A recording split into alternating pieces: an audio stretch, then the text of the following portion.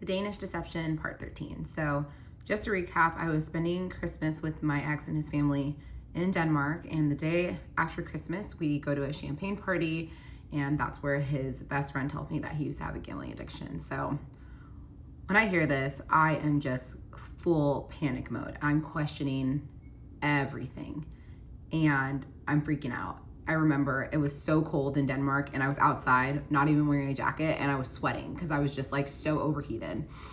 And so I asked him, I go, I had no idea. And at this point, his best friend is like mad, like he's angry. He's like, are you serious? Like, you didn't know? And I was like, yeah, no, I had no idea. He was like, he told me that he told you. I go, he absolutely did not tell me. And I've loaned him a lot of money over the course of a year and a half. And he said, he owed me money. I was like, he was like, he paid me back the money he owed me, but he did take money from me at one point. And yeah, it was bad. It was like 10 years ago. And so immediately I'm like, can you go inside the house and get him?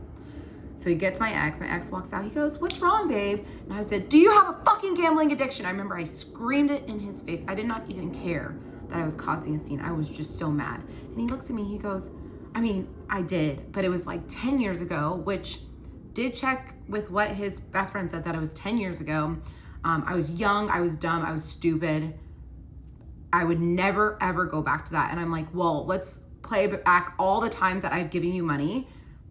Tell me how to make this make sense. And he's like, I have truly just had a year of so many downs, and I promise you, I would never in a million years gamble away your money. And I don't know what to do to prove it. And I was like, well, this insurance payment that you just told me about, I'm gonna need to see proof of that. At this point, I'm like, I need to see proof. I've been drinking all night, and we get home and I'm just ripping him to shreds. Like, and honestly, he's taking it. He tried a little bit to gaslight me, and I just was like, you're not gonna gaslight me.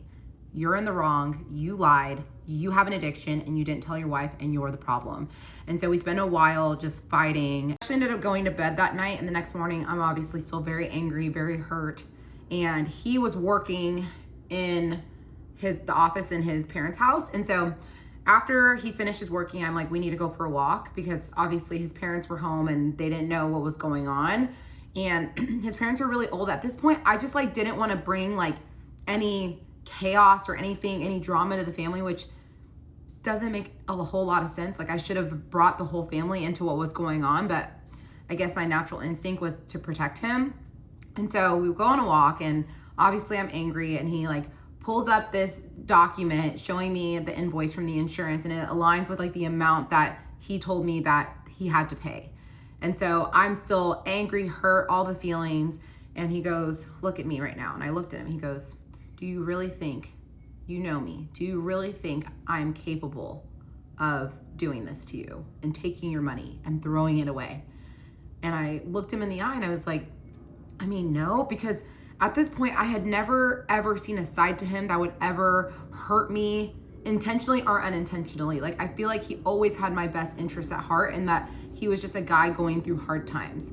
So maybe it's because I'm brainwashed at this point, but I end up deciding to believe him. And especially because he showed me proof. I also asked to see his bank statements, and everything checked out. And so I let it go. And I said, okay, well, do not ever lie to me again. You're my husband, I'm your wife, and you're gonna be honest with me going forward. And if I catch you in a lie again, like, we're gonna have some problems. Already had plans to go to Budapest for New Year's, that following New Year's, and we found some really cheap flights and a cheap hotel. Honestly, we didn't spend a whole lot of money on that trip, and that's part of the reason why we went. But we went there for New Year's, had a good time. As you can probably imagine, I paid for that entire trip. After Budapest, we went back to Copenhagen for one day, and then I went back to Dallas, and he stayed in Copenhagen because he had a bunch of work meetings. I'm home, and obviously stressing about this upcoming hearing with the Danish IRS, SCAT, or whatever it's called. And I knew it was on January 10th, and I kind of wanted to wait and see if he would bring it up, because a part of me was like, I feel like he's lying about all of this. And so January 9th comes around, and long and behold, he says, oh, my hearing is tomorrow. And I'm like, okay, he's telling the truth about that. Because if he had just like breezed past the date, I would have felt like, okay, he's lying about this whole, everything, the business account. And so he tells me the next day he has a hearing. Again, I go to sleep. ball of nerves, wake up the next morning, ask him, how did the hearing go? And he said, they ended up deciding to put an 18-month hold on my account. And I'm like, oh, this is so frustrating. Like, I'm just so frustrated. I feel like nothing is going our way. And he said, listen, it's only 18 months.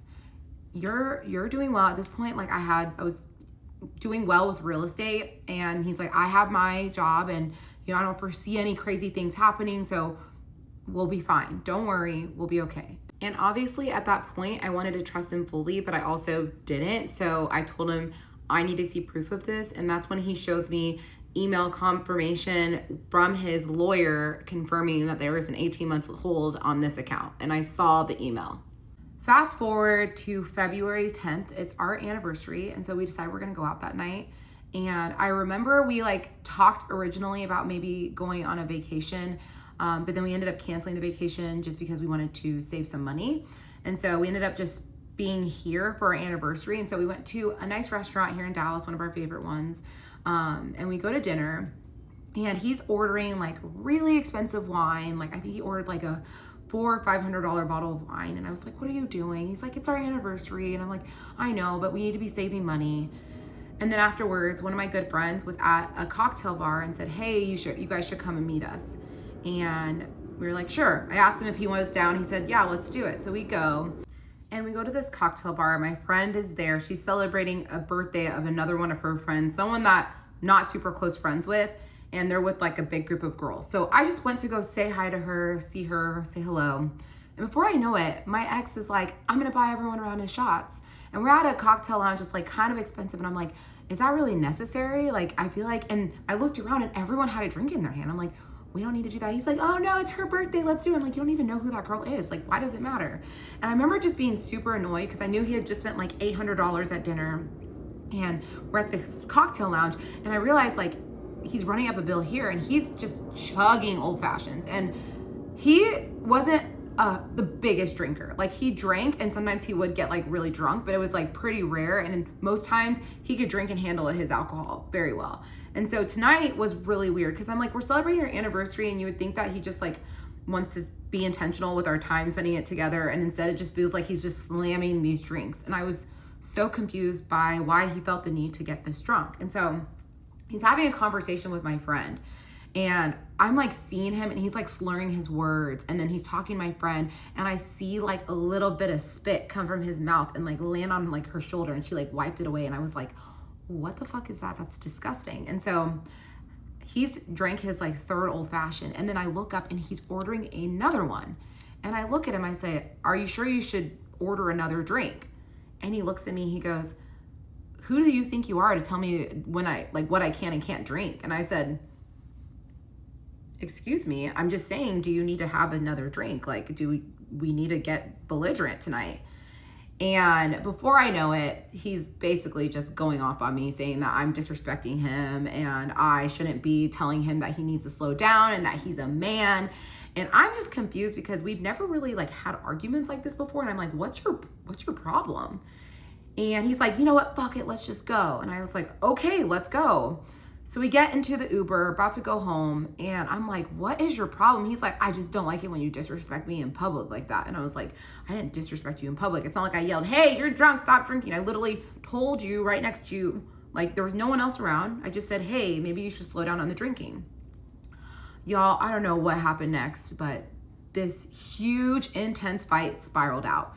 We get into the house and we are now screaming at each other. He's telling me that I disrespected him. And now I'm getting mad because I'm like, you're drunk right now. What's going on? You never behave like this.